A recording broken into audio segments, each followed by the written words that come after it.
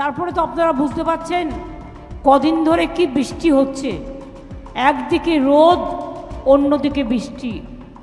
আমাদের কাছে খবর ছিল আজ থেকেই দুর্যোগ থাকবে, মিটিংগুলো ছিল 2, 3, 4টে, সকালবেলায় 10টায় মিটিং করে দিয়েছি, 9টার মধ্যে রেডি হয়ে বেরিয়ে সাগরের মিটিং, রায়দিঘির মিটিং করে এলাম।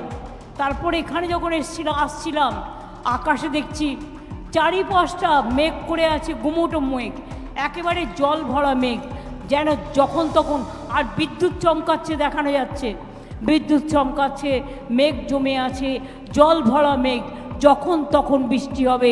এই অবস্থায় পাশ কাটিয়ে আমরা কোনো রকম আপনাদের এখানে আরও 2টো সভা করে এসেছি।